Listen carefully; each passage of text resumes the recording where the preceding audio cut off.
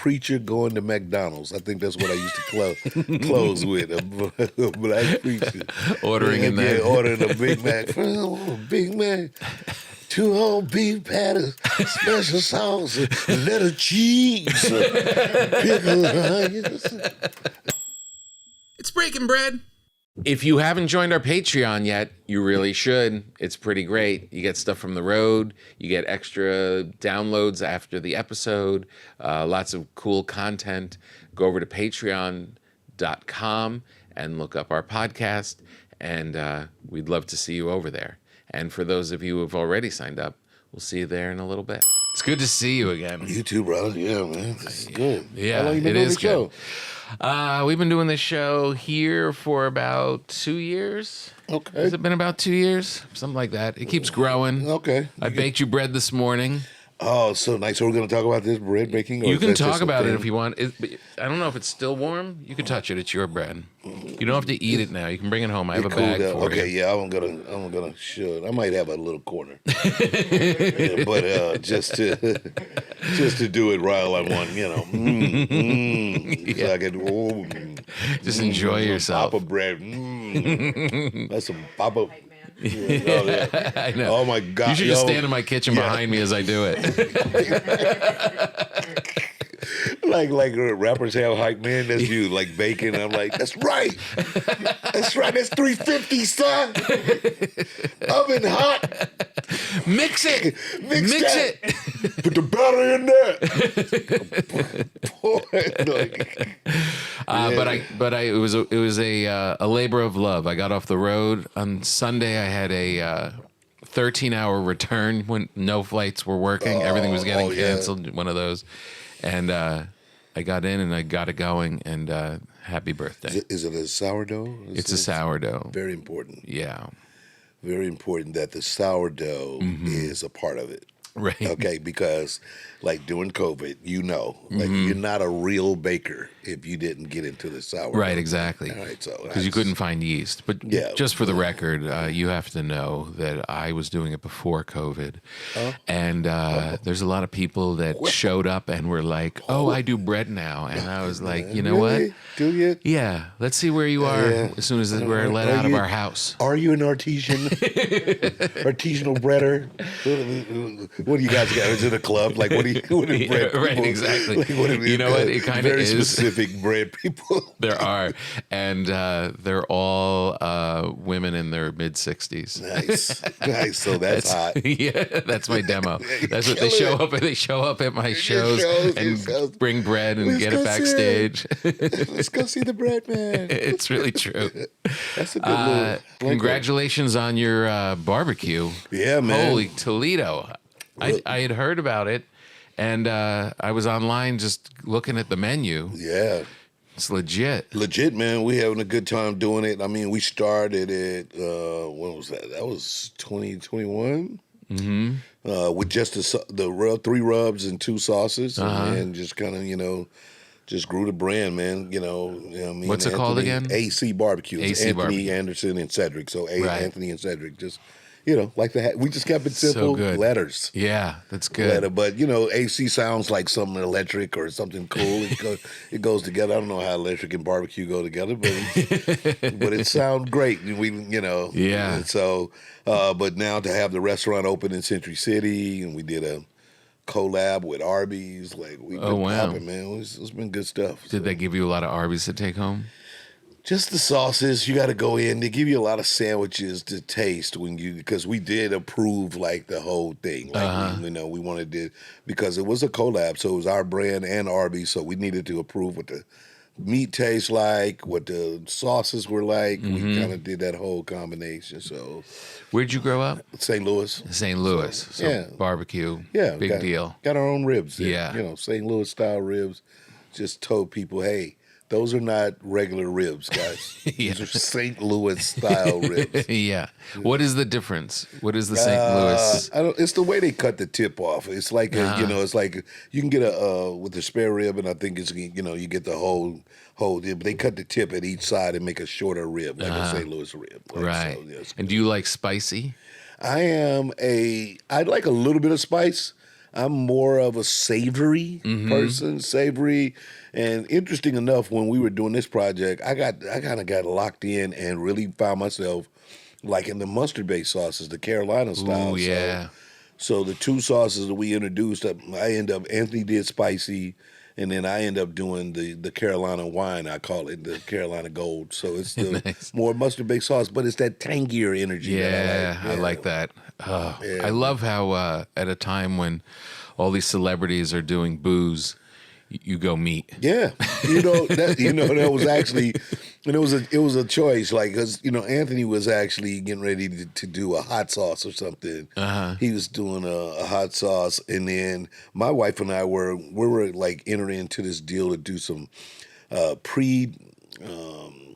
pre-prepared meats, like for bachelors, like you gotta just throw it in the oven for a few minutes and it's ready to go, like Right, that kind yeah. of thing, right? Yeah. ready to eat, Yeah. kind of thing, or whatever. So Modern day TV dinner. yeah, exactly. But but classy, Yes. for a more I'm classy, sure. or I'm sure. for a very high, discerning. We're not peeling customer. tinfoil off No, of no, it. no, no. This is a super discerning customer that's gonna put it on a plate, But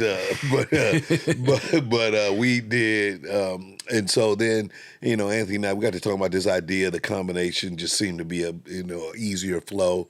And not that working with my wife was going to be hard. Did I say that? No. Come on. It was a business thing. How did that It's get not in there? personal. It's No, business. She's a part of this as well. What's your relationship with Anthony? How far back do you guys go? We go back 30 plus years. Maybe. Really?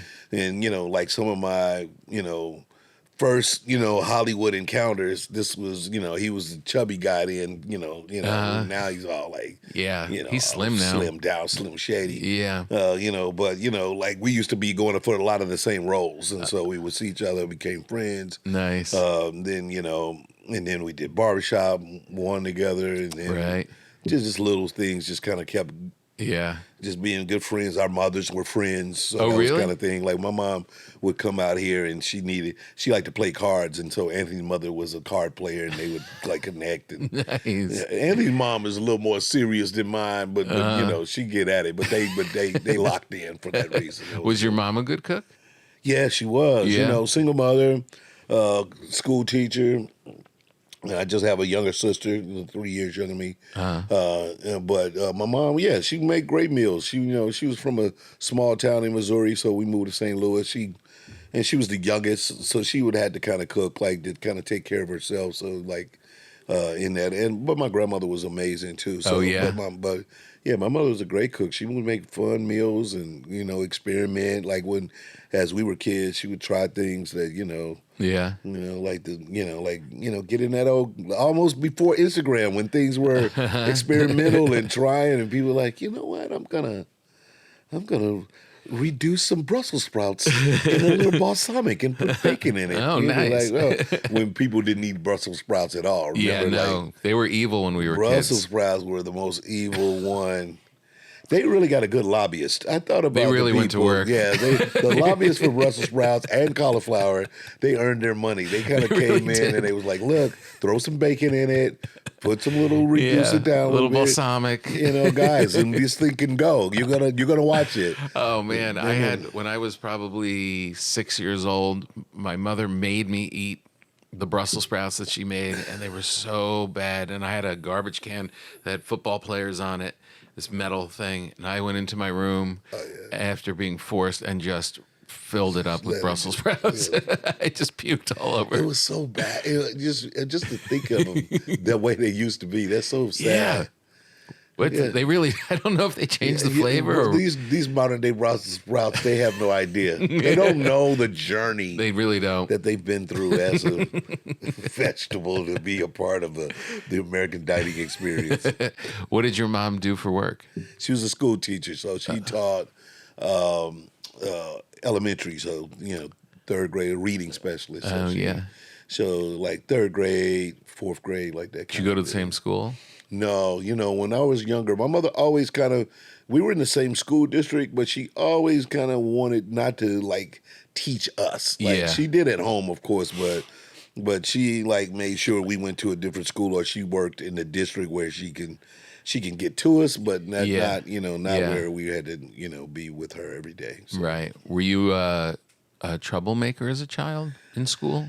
No, that was it. You were sweet, Cedric? funny. I was a funny kid. Like I definitely had a fun sense of humor and a little and gregarious in a way, right? But I always did it in this lovable kind of everybody liked me, so I never got in trouble for being like the bad kid. Yeah. That one year I wanted to be a bad kid. It was like maybe 8th, 9th grade. I love how it's a decision. Yeah, it is, right? Because that's what happens, because it's single parent household, like you growing up with just your mom, your sister. Are you gonna be a mama's boy? Like, how do you kind of start to define yourself? And then you end up hanging out with the kids that get to just run the streets, right? So next thing you know, I'm like skipping class and trying to smoke cigarettes, and and then I got in trouble one time. They called my mom. She came to the school and shut that down. Yeah. That was the end of it. And that was the end of my bad. That was the end of my bad run. I'm back. Hey guys. Hey, anybody want to do a play? Who wants a tickle?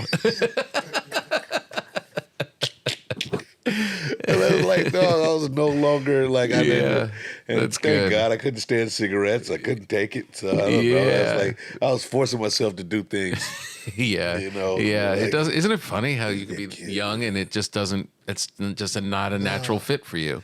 No, no. I remember my mom was like, she was all like making us very stylish kids. She always do would shop like in the catalogs and stuff like that. And we were in a smaller town before we moved to St. Louis. We lived in Caruthersville, Missouri, which is like a really small town in the Boot Hill, Missouri, near the Arkansas border. Okay. But my mom, again, kind of metropolitan in her thinking, so she would like order clothes from catalogs and magazines. Yeah. And so we were like these really well-dressed kids. And so that kind of became my stilo. When I wanted to become an athlete, I was back, we had moved to St. Louis, and now I want to be an athlete. So I'm on the football team. Uh-huh.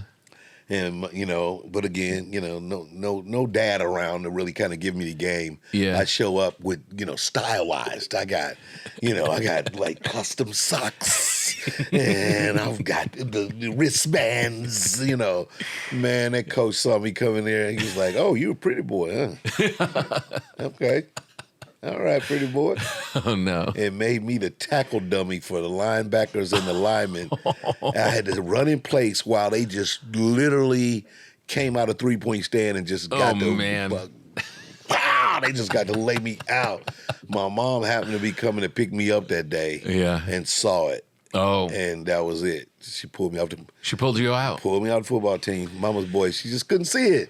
I was her baby boy. Yeah, of course. Getting there was handled. There was a different way that they handled sports back then. I remember I had mean football coaches. Yeah. They would just grab your face mask and just like throw you to the ground, and it was just like this is just normal for a 45-year-old man to knock a 10-year-old on his ass. It was crazy. Walk it off. You're like, sir. You're trying not to cry in your helmet. You gave me whiplash. Yeah, you're a giant man. Yeah. No, that was the thing. You think about it. Yeah, we grew up in that Bobby Knight era where, like, somebody throw a chair, you're like, okay, the guy's mad, man. Yeah, right. I guess I shouldn't have done that. Like, the guy's upset, bro. I get it. He threw a chair at some kids. Like, think about it. I mean, why the rage? These games were not important. They were kids with shoulder pads and their helmets. Nobody's good here. No one's good. There's no reason for you to lose it. There's nothing on the line. Who cares if you lose 56 to nothing? Yes, this is not. We're not even up for the state championship. Yeah. We'd like to thank the good people of Factor for sponsoring today's program. Factor. Summer is here. You don't really want to cook that much. You're running around. It gets late. It gets dark really late. You're at the beach. You're running with your pug. You're just swimming. You're in your Speedo. You're doing all this stuff. And then you're like, wait, what are we going to do for dinner? That's where Factor comes in. Factor meals arrive fresh and ready to eat, and they're perfect for any active lifestyle in summer or beyond. With 45 weekly menu options, you can pick gourmet meals that fit your summer gains and goals. Choose from options like Calorie Smart, Protein Plus, Keto, and more. I got the vegan ones. I was going to clean up my diet, and I didn't want to really go and shop and do all this stuff. And I contacted Factor, and they delivered vegan meals, and they were stacked up in my fridge. And you just come home, you're like, what am I gonna eat? You don't even think about it, you just pick it out. You get these really great meals, and they're really good for you, and you don't have to do anything. You don't even have to clean up afterward. You just toss it. Enjoy more this summer and get Factor if you want all the flavor and none of the fuss. Get started at factormeals.com/Papa50off. Papa, P-A-P-A 50 off. And use the code Papa50off to get 50% off plus free shipping on your first box. That's code Papa50off at factormeals.com/Papa50off for 50% off plus free shipping.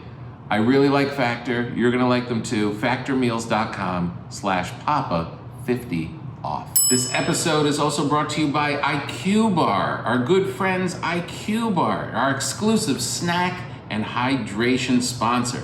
We're so excited to announce that they've teamed up with Thomas Keller. He's a Michelin star chef and of the French Laundry, very swanky. And he was an IQBAR user because he likes to hydrate and feel good. And he decided, let me jazz this up a little bit. And he came out with a salted caramel chip protein bar and a yuzu mango hydration mix. They're really great. This collaboration grew out of Chef Keller's daily regimen, and now he's bringing it to us, and they taste delicious. This is how I use IQ bars. IQ bars, I take the bars, I throw them in my bag when I'm on the road, and I'm running around, and I'm in between things, and I don't have time for a big meal, or if I just need to feel better and get through my show, but don't want to be like dragged down by a big meal. IQ bar, bam, and they're so delicious, I sometimes eat two. And then the hydration mix, these little packets, they're amazing, and it's better than water. You add it to water, and then when I come out of a sauna or out of a workout, you drink that, and you're more hydrated than if you just had plain old water. This really is a great product. I use it all the time, and I think you should too. And right now, IQBAR is offering our special podcast listeners 20% off all IQBAR products, plus free shipping. To get your 20% off and free shipping, text, it's a text situation, PAPA, P-A-P-A, to 64,000. 64,000, text the word PAPA, P-A-P-A. That's PAPA to 64,000. Message and data rates apply. See terms and details. You're going to love this product. It's a great thing to have. I played around with a lot of protein bars. I played around with a lot of supplements. This one is clean, delicious, and you're gonna love it.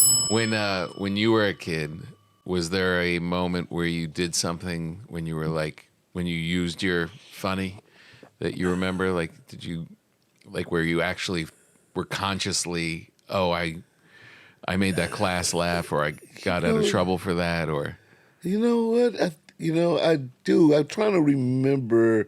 I've done it. I remember it a couple of times. Like, I remember being in a typing class, and I don't know exactly what I did, but I actually got in trouble this time because, like, I was in a typing class, and whatever I did, I mean, the whole room died, and the teacher was so mad, and she called my mother, and I was just like, I don't remember what I did. Like, my mom was like, why would you do that? I was like, it was the perfect thing, whatever Timing. it was like, wow, but it was like, It was like a typing class, and I did something that was like, I don't know, it was perfect at the time. But I just remember that moment, like, and definitely would use. My comedy to kind of get out of trouble, or use that sense of humor to be, if you get caught in the hallway, without of it, I come up with something slick to say. They be like, they like, oh, you're a little charmer, go to class. Yeah, exactly. Yeah. So when did you decide? Did you have your eye on comedy when you were a kid? Like, when you are naturally funny. Yeah. Did you have your eye on it at all, or just? No, it was one of those things. I think about when I came up comedy, especially comedians. They were so professional and kind of like these like very, very one-off kind of personalities, right? Like, the big, the Richard Pryors, the Carlins, and then people like Robin Harris started to show, Robin Williams would show up. And I just remember like those, feeling like those were kind of outliers. Not till you saw somebody as young as like Eddie Murphy doing it, like like where he was like, oh wait a minute, this guy's like new, but he was in New York and he was great. Yeah, and he was way greater than the normal people. So you like, well, that's different because he's in New York, right? And you're a New York person, and so, and then but then as the the world started to open up. But I just remember loving Dangerfield and those kind of of course Billy Crystal, all the legends, right? These guys were where you would see it and just kind of feel like that's far reaching. I never thought about it. So really, I did sing though. I was in play. I was always an entertaining kid. Like Fame, the show Fame was popular. And I remember being like in maybe the 9th grade telling my mom I needed to go to a school like that. Because I was like, I can do all that stuff, Mom. I sing, I dance, I'm funny, I could do it all. Like she's like, boy, she's an educator. She's like, no. And the only performing arts school was like maybe, like 20, 30 miles on the other side of the city of St. Louis. Yeah. I would have had to be on a bus. Yeah. Single mom, she wasn't going for it. No, but you knew like it wasn't just comedy; it was the whole thing. Yeah, it was the whole thing. I'm like, I could do all of that, right? So I did plays and performed in groups and that kind of thing. Never really didn't do stand up till later when it started to become like a popular thing. I would be, what they call the dozens in the lunchroom. Like I was the king. Like I was during my era, I was the man. Like like my friends would like call you like wait till say it come. Like you on second lunch or the third lunch, and all the kids like hype you up. Like so Dennis was talking about everybody. I told him to wait till you show up. Yeah, and then you come in there. What up, Dennis? I know you ain't talking about nobody with those shoes on. Then you. Let's go. Let's do the dances. Let's go, man. Had a skill. Yeah, lad, it was ready for it, man. What was your legendary high school performance in the plays? Okay, we did. What was the play I did? I can't think of it by name. Oh, no? All I know is I had to wear overalls, and I was the son, and I had a little song that I sang. I was trying to think of all of that the other day. Like, that's wild how some of that stuff would just fly out your head. Yeah. And then...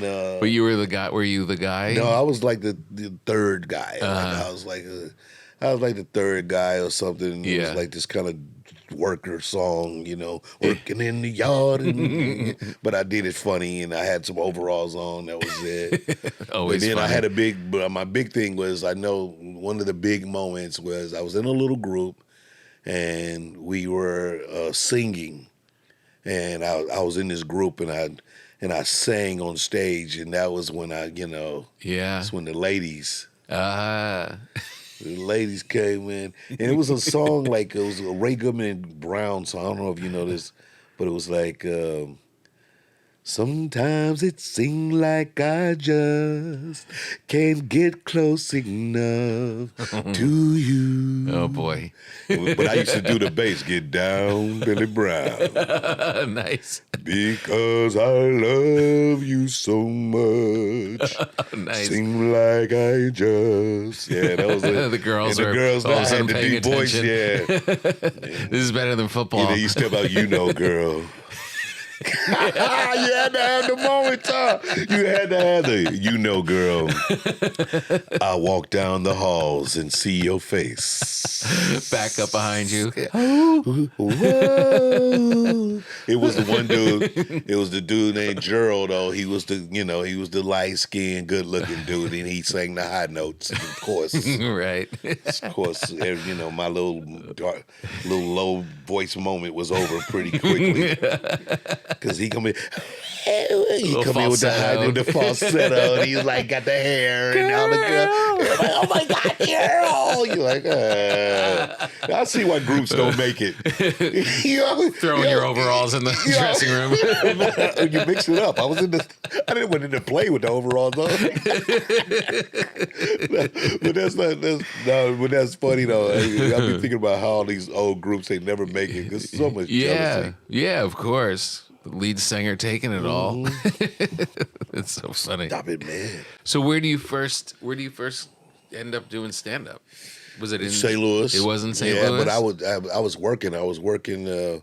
Had went to college, and I was working at State Farm as a claims adjuster.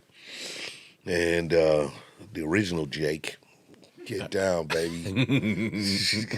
When I look at these young Jakes nowadays, I'm like, not the same.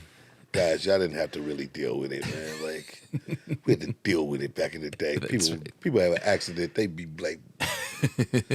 How old were you? And I was 20s, like maybe 24, 25 or something in there.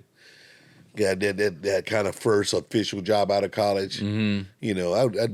I graduated. I graduated, and I actually got a job at a CBS affiliate this was when the early days of like Access Hollywood kind of news, like fun, infotainment news, right? Mm-hmm. So all of the affiliates were trying a person like that. Like, right. They would hire somebody. I actually got hired to do it for where I went to school, Cape Girardeau, Missouri. Got hired at the CBS affiliate in June. Was supposed to start work in August. Dan Rather became the anchor. Right.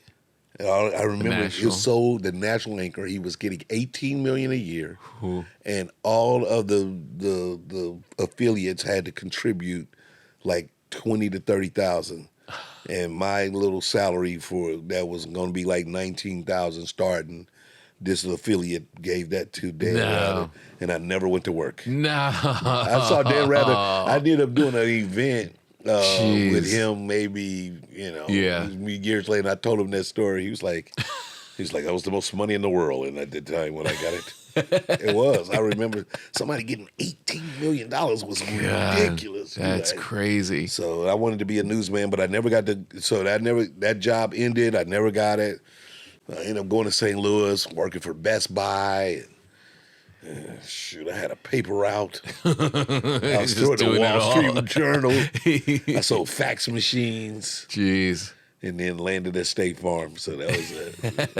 Yeah. And at this time, are you tithinking I could still be the entertainer? I can get out of here? Or were you just like, I'm just going to work? Yeah, you just started, you started to fall prey, It's a good corporate job. You got, at that time we got company cars. We had a company credit card we could do a lot of things at State Farm. Yeah. There was like a really good job, and there was a great trajectory for management, so...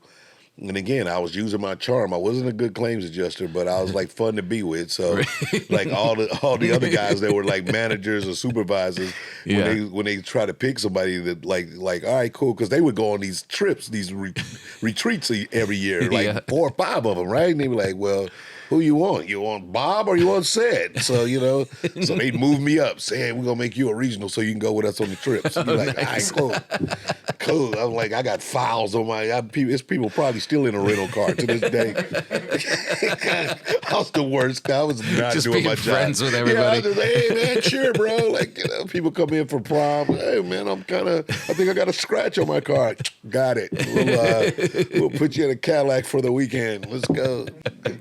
They were like, you cannot spend our money like this. And I was like, no, man, these people really need it, So do you leave or do you get fired? No, I left. So I ended up doing comedy, right? I got the job and maybe like a week later entered a comedy competition and simultaneously did these jobs like until I found a way to break out. So was the competition, you'd been doing it or you just jumped into that? No, it was a guy, I always started, Percy Cruz, good, great comedian, still working, still out there doing it. But he was a comedian. He was a friend of a friend. We hang out, laugh together. Uh-huh. He was like, man, you could do this. If anybody can do this, you can do this. So he was like, he pushed you. Yeah, and then it was the big one. Back when it was the Johnny Walker. Remember the Johnny Walker? That if you won, you got to go on Carson. Right. So you got to, it was a national competition. Uh-huh.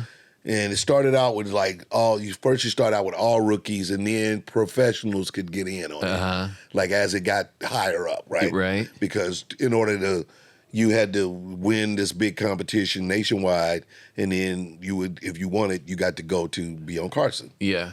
And so, I won the first couple of rounds. Like in the first couple of rounds, it's not even like it's like at a club or something. It's not even like real. Yeah. But it was at a small little comedy club, and I won the first time I did it. Like nice. I won $500, and then the little night draw. I was like, hey man, I'm hooked. Yeah. But because I had done plays and sang in groups, I was not afraid to be on stage. Right. And that guy helped me shape my set, kind of helped me shape what I needed to do. You only had to do 5 minutes. Yeah. So I had had a fun little set I used to do. It was good. Nice. Do you remember what your big joke was? Mm-hmm. I had a preacher going to McDonald's. I think that's what I used to close with. A black preacher Ordering ordering a Big Mac. Big Mac. 2 whole beef patties, special sauce, a little cheese, pickles, onions. See, but I ain't through yet. I got a coupon for some free fries. Something like that. And I'll be like, the doors of the church are open. The crowd will be crying. That's great. Yeah, just kill. It would murder, yeah. Were you dressing sharp for the competitions? Yep. You were? Had Right my from the little start? style. I had my little dressing style.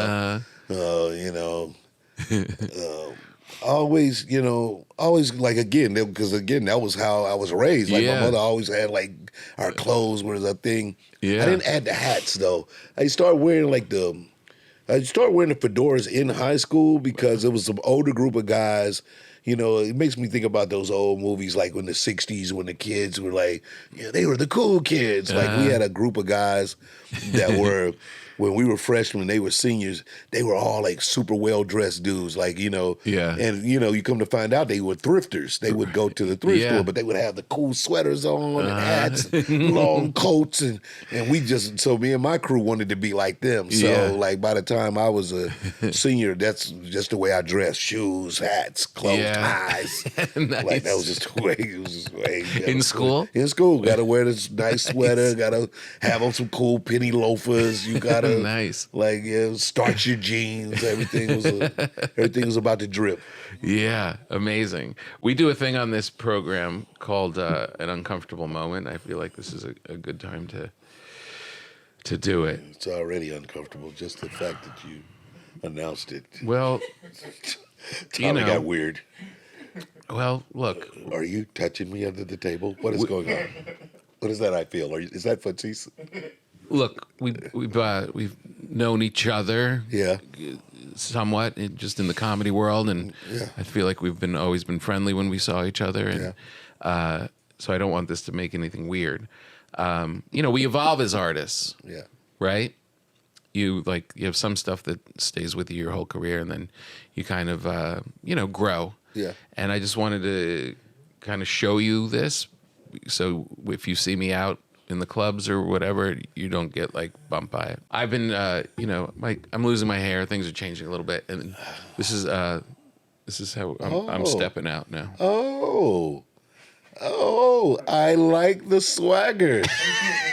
I like that, man. That should be you, man. 2 chains, the hat, the cool glasses. Did anybody see this? It had nothing to do with you. No, Cedric. that's not inspired by it. I already know. That is your own thing.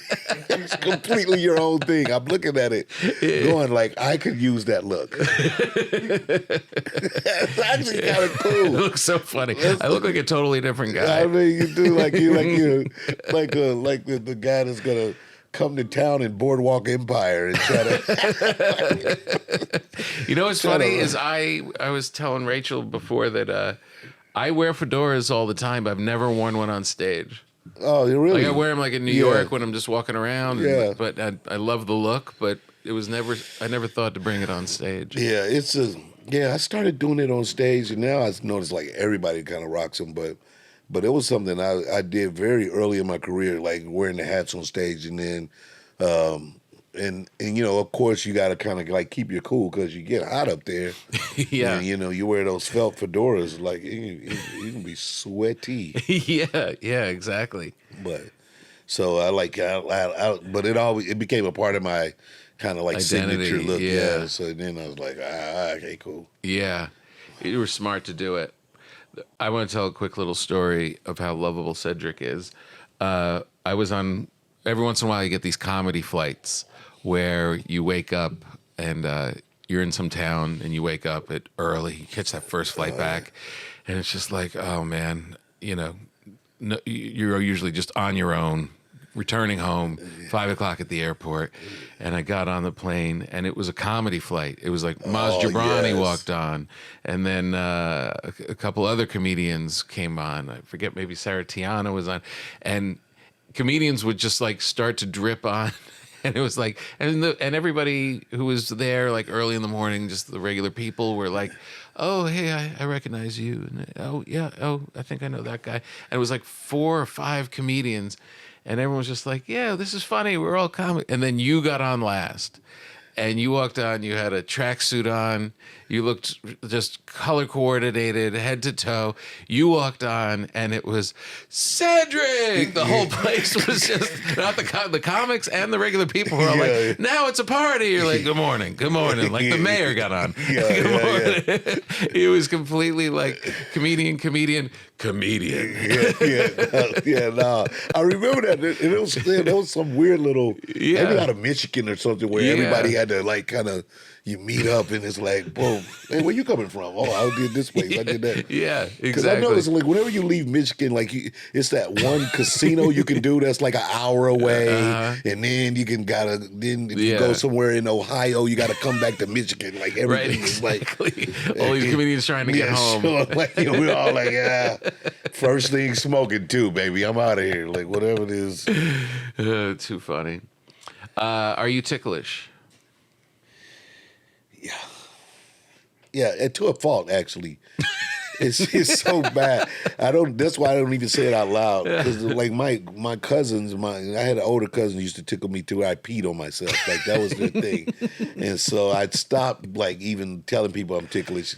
And then my wife, she has this thing of like finding my tickle spots. So she's like, and she'll be like doing something super loving, and it'll be so sweet. And then out of nowhere, she'll just start tickling me. I'm like, babe, like, come on, you ruined it. Like, now I'm jumpy. Now I'm like super jumpy. Like, yeah, it's funny. The older I get, I'm not ticklish for everybody, but if my wife or if my daughters, they can get me. Yeah, that's kind of true. Like now I'm not as ticklish for everybody. Like even getting a pedicure. I used to be like super jumpy on my feet. Now I think maybe it's the neuropathy. I don't know. Like, I don't feel anything. No. We're dead inside. It's so long. I mean, maybe it's the thrill is gone. Yeah, the thrill is gone. Maybe I need more sensitive shoes. But I don't feel anything. Get in there, man. Do your thing. Do you have a superpower that we don't know about? Let me see. Yeah, probably I got the ability to charm the socks off someone. Yeah, you're never in a jam. Yeah, I can always kind of like checking into the hotel. The room's not ready. Oh man, is it? Hey, darling, come on. You know what we're gonna do? You guys are gonna take care of breakfast, and then I'll just go, and whatever you can do, and if there's a chance to put me in the bigger room because of this, yeah. You know what? We will upgrade you. You're so fun. You're so cute. Yeah. Go ahead, stay in Mr. Marriott's room at the Marriott.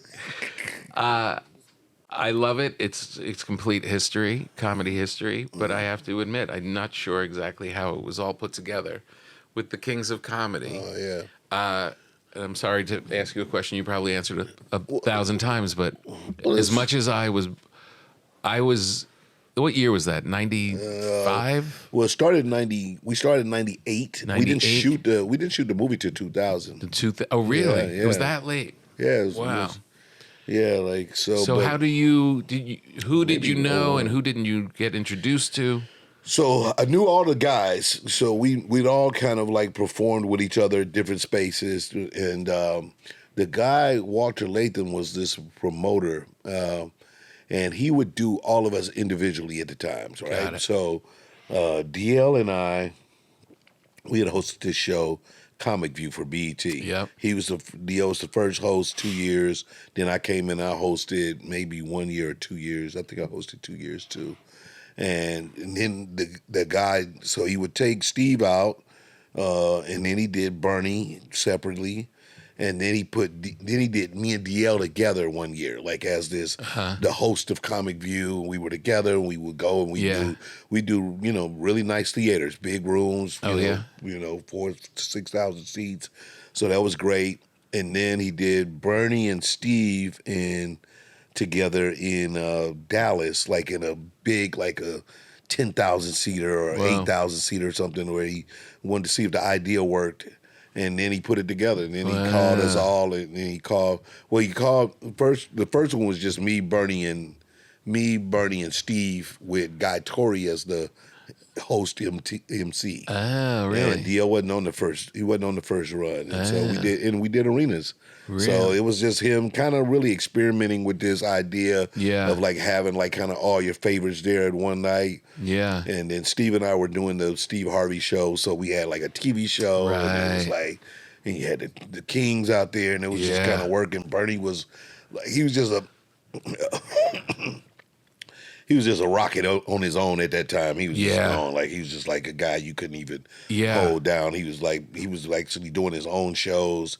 And then he didn't want to work that hard. He had just did like a big tour, and he's like, "Oh, this is great because I can do like a 30-minute set and just kind of chill, and rewrite, but it was still big, right?" And he was blowing up at the time without any television. Really, it was just stand up. He had always one of me. I call it the most famous 8 minutes of comedy. Yeah, was on Def Jam when he did the "I ain't scared of you, I ain't scared of you, mother."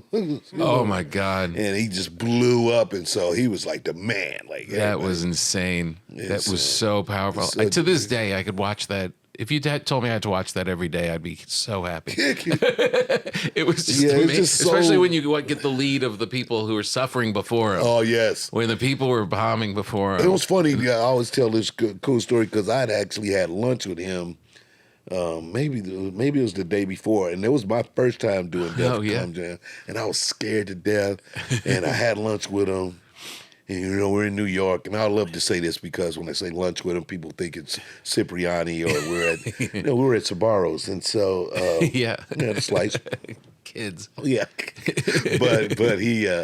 but he basically was saying, he was telling me like, man, you can't let them intimidate you. He said I felt the same way when I came up here that first time, New York crowd, what it was, and I'm gonna let them know I ain't scared of them. I'm gonna let them know, and it was like wasn't supposed to be this kind of running catchphrase. It just caught. He really just was going to say it that one time. Like, I ain't scared of y'all. And then he was ready to do his jokes, but the way it worked. It's like, I ain't scared of you. Kick it. Yeah.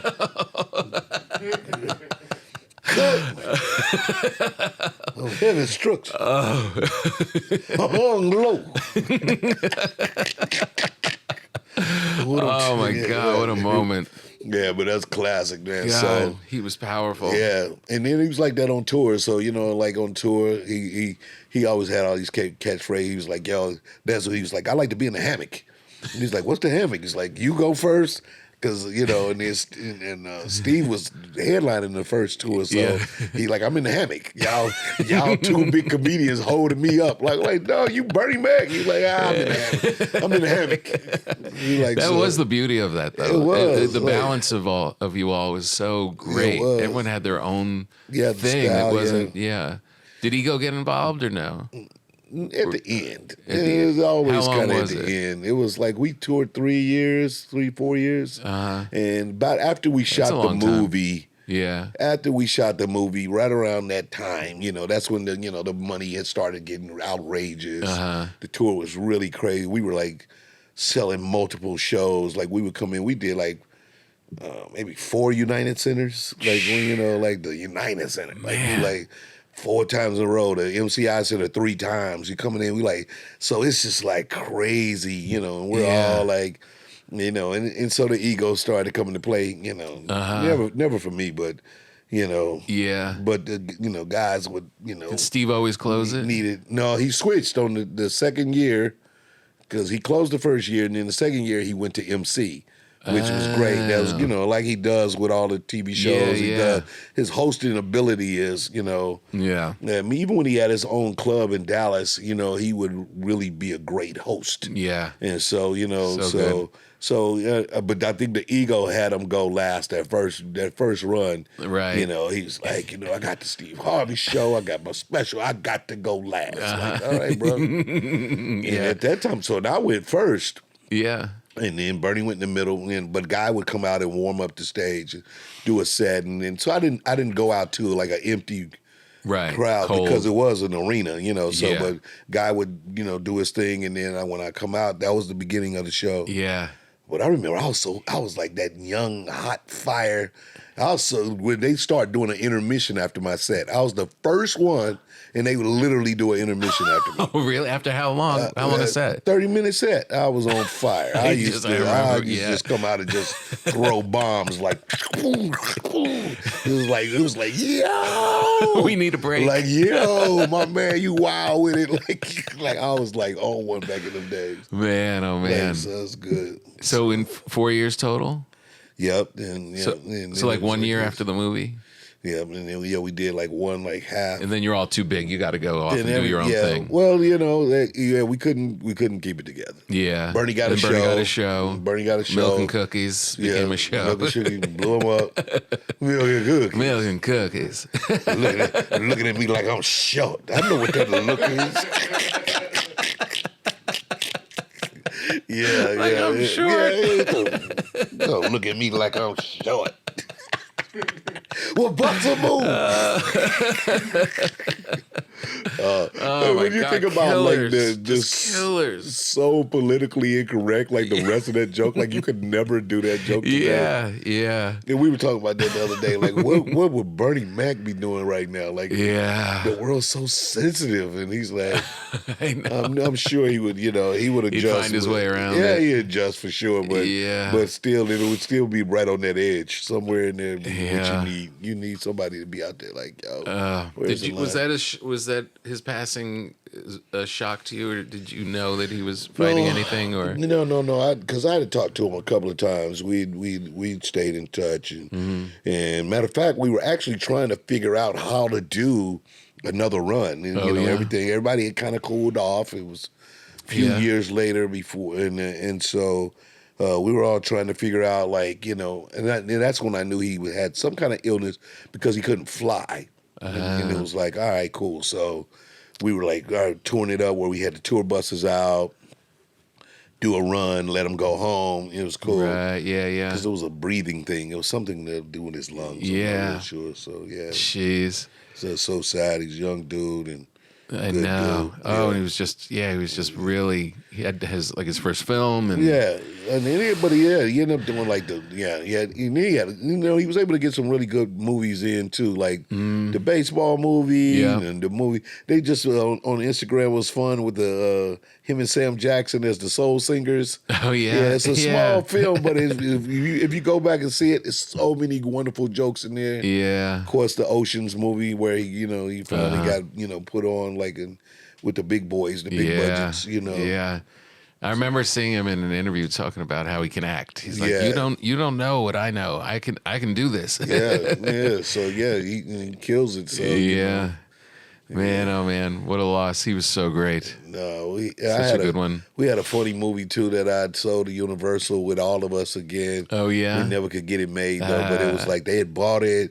We were so close to doing it, but it was fun again. Oh man, what a good run. What's it like being one of the only comedians and actors to have a long-running sitcom on network television right now? Yeah, man. I mean, it was always a small target. Yeah. But it got so much smaller. So much smaller. And how many seasons now? 8. We're going into season 8 right now. Rare, super rare. So crazy. And it's one of those things. What a blessing. You're super blessing. You don't take it for granted. I've had like some fun runs. Like we did Steve Harvey for five seasons. And then I had another show, The Soul Man, on TV Land that I did for 5 seasons. Oh yeah, I remember that. It was cable, so you had shorter seasons. I think I might have auditioned for some part in that. Yeah, like The Soul Man was funny. Do you remember my tape? Do you remember? Yeah, I think so. Yeah. Yeah, maybe you came in. Yeah, I was a former R&B singer that became a preacher, but I was known for super sexual songs. like so my fame, my fame on the other side was like these super sexy songs. And it all came from a joke of me one time, and it's kind of so apropos. But I used to do a joke about R. Kelly getting saved. And then I was like, what if he got saved? And like, you got all these songs. What are you supposed to do with all these songs the preacher is singing? So then, so we built the show off of that, and that ran for 5, and then the neighborhood. But I had a favorite, man. I had a sketch show on Fox that only got 1 season. It was called Sid the Entertainer Presents, and I had like J.B. Smoove, this is one. Louis C.K. was a writer on there. Oh yeah. And it was J.B. Smoove. It was Sean Majunder, Wendy Raquel Robinson. It was a fun little cast, but it was in 1 season, 22 episodes. But it was one of my favorites. We had a lot of fun. Wow. Yeah, I don't remember. I didn't do it. Was it? Did you like that format better? Like the sketch kind of thing? Because like it kind of fits more like with stand up because you just get to do a number of different things. Like I had a character where it was a chef reverend, where I was a reverend but a chef, and I would do meals. And then we had the choir to be follow the recipe, lay down your foolish pride and follow the recipe. And I'll be like, today we are making walk on watercress salad. I would have all these different things. And it was like Chef Reverend. I had a lot of characters on there. Yeah. And like, that was fun to play, man. So what's your touring like now? Or do you go out or are you Yeah. I'm gonna go out this weekend. I'll do a lot of kind of like spot dates here and there. Like I never really kind of set it up super formal. Yeah. With the TV show, like, you know, I like to go out on the weekends just to stay active, but not every weekend. So I started to really love the casino formats because you can get the money that you want, you can stay active, and the shows are still like professional. Like I'm not working.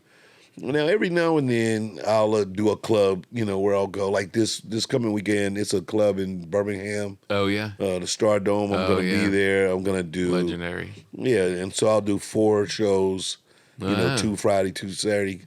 Matter of fact, they added a show for Saturday night, which was... Whoa, like a young man. I was like, whoa. Easy. Yeah. Is it starting at 4? It is. It is. It's a matinee, man. I was like, I'd never done this before. They're doing them a lot now. They're doing it now, like a 4 o'clock show on a Saturday. I was like, whoa. People don't like being out so late anymore. I guess not. It's weird. So I was like, that seems like a weird time to start comedy. I don't know what I don't know what I'm gonna be talking about at 4 o'clock, man. Yeah, I know exactly. You're wearing sunglasses to the show. Exactly. I don't know what y'all doing right now. Like I'm trying to get done before the game come on. What are we doing? Like, why are you here? There's always that weird feeling when you're looking at the audience. Like, what's wrong with you? 7:30 dinner reservations. Like, what's happening right now? Like, What was your when you were touring a lot? What kind of a comic were you on the road? Were you a disciplined guy? Were you a stay up late guy? Yeah, no, I like to party. Yeah. I like to party, man. Then I would have my, a lot of my my crew was my St. Louis guys. So, I got my good friends with me, and we out this rock, and especially after the Kings of Comedy. Like the first Kings of Comedy, I wasn't married then. That was rock and roll. That was like rock star. Yeah. I was Keith Richards. You know what I'm saying? Why would you throw me in the room, man? Yeah, I got a cigarette in my mouth I'm okay. Yeah, well, I'm King of Comedy. What's going on? It's so good the internet wasn't out then. Jesus Christ. All anonymous. Like, everything was off the record. Yeah, off the record, baby. Like it's not. But now, but then, but now it's still like, I like to kind of like go. I like to get into the city, early. Like usually either the night before or the day of. I don't really like to land and do a show. Yeah. So I work really hard to get in. If not, I'm going to go on a red eye, land very early where I can be in my room, relax, chill. Yeah. Kind of catch the vibe of the city a little bit. Mm-hmm. See if I can write a couple of things. Of course, work on the sets that you're doing, but then see if you can write some stuff for the day and try it. Yeah. And no, that's kind of my move. Like, I'll take a couple of young guys with me sometimes. Yeah. Like the punch, but it also gives them, opportunity to work because they'll, they get to, go up and host a show. But, that's good. So that's kind of. But when's the last special you did? 2016. 2016. Do you have Netflix. another one in you? Do you have like a set that you feel like should be recorded? I should have did it. I had a set probably that's already met its shelf life in a way. Due date. Damn, I should have shot it. That's what I was thinking about that, man. I had some stuff. So I was thinking about doing one last year, and then it was the election, and there was like stay away from that completely. Yeah. And so I'm actually really considering trying to maybe do one at the end of this year, maybe. Oh yeah, Just to kind of like, again, I got that material and I got some new stuff, and it's like, let's just kind of get it out of here. Exactly, that's the thing. It's like, so whatever. Even just for the just to have it. Down. To have it. And have your fans have like this era, some little piece, right? Yeah. Because it's interesting that nobody, right now, because they don't mean as much. Whatever I feel like not that what you said probably makes the most sense. You do it for your fans that love you and they can have a piece of this era, because it used to be this thing where you used the special to kind of like enhance your, your who you are and what it is. But now, well, you can't be bigger. Yeah, that's the problem. Like, it's like people just. They got them and they come and go, and you're like, man, I had all these great jokes and now I can't do them again, like, or whatever. Yeah. Which is weird. I think that's just us though. Like comedians, I did a special. I can't do that joke ever again.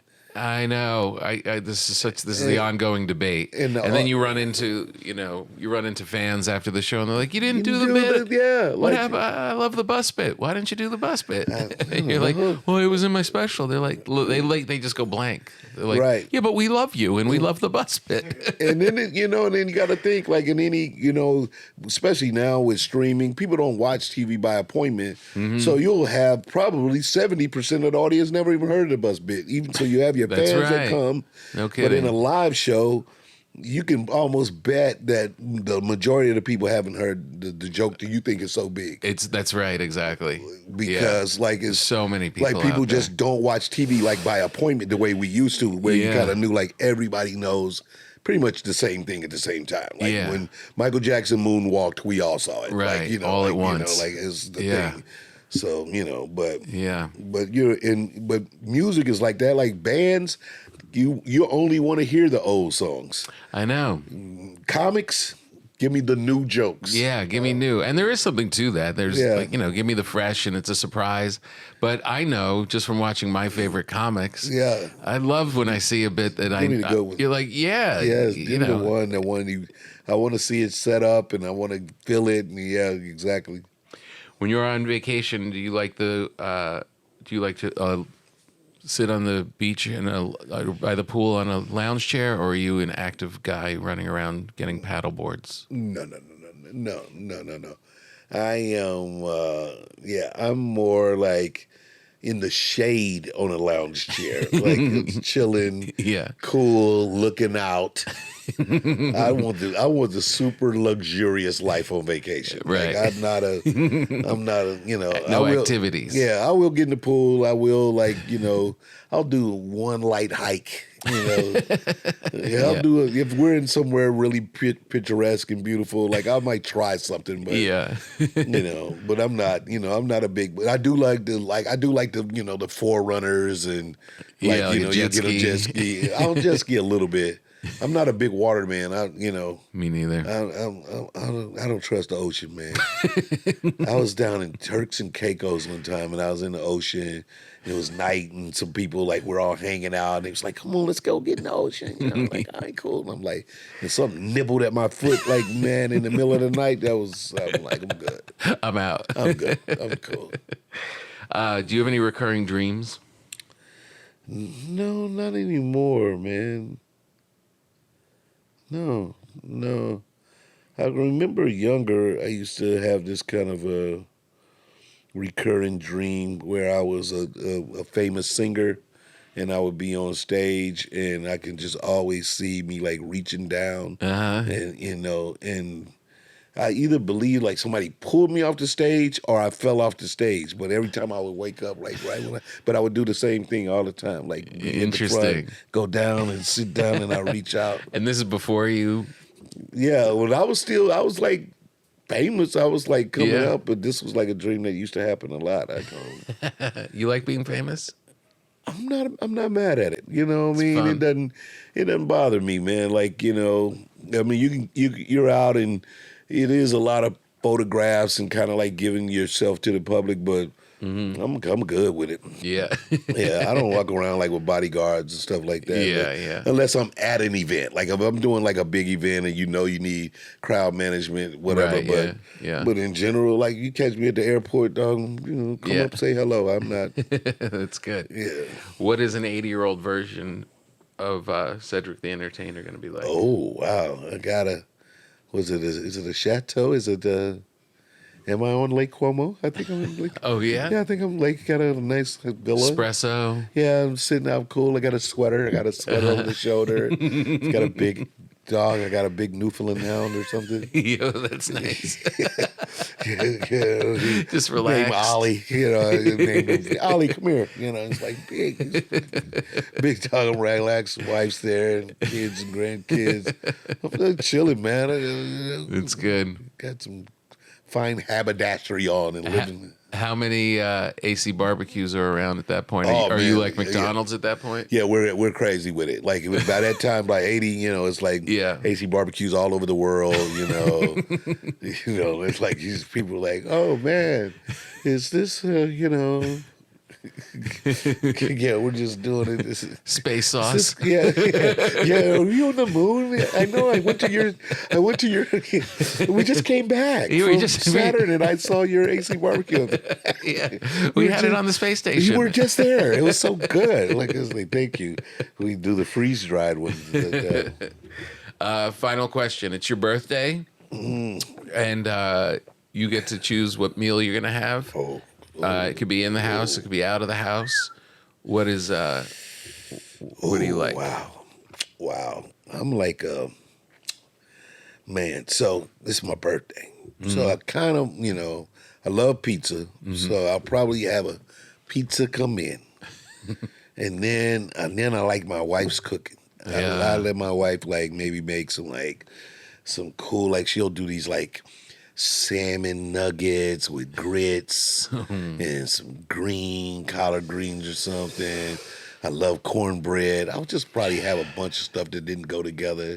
Some crispy bacon, brisket. I'll have a little brisket, It's mac and cheese, you know. Nice.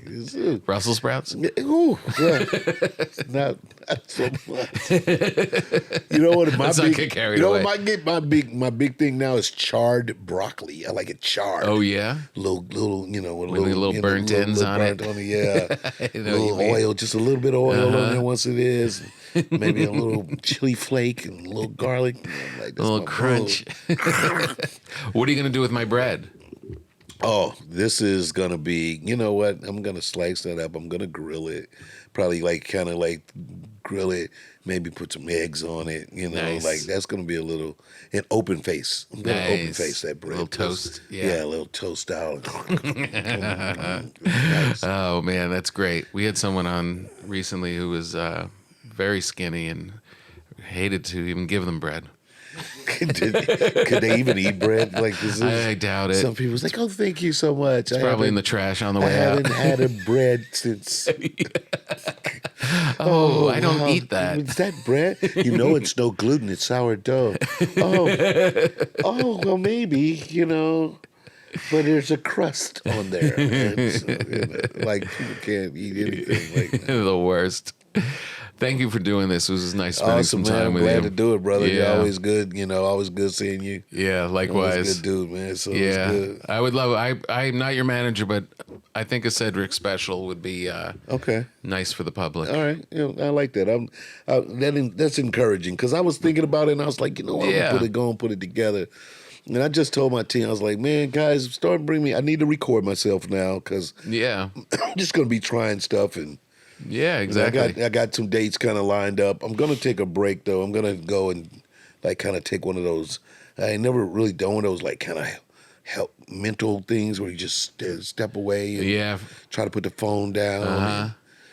That'll last a couple days. Yeah, I'm gonna reset. Yeah, I see you doing it for a week. Yeah, I'm a total full reset, man.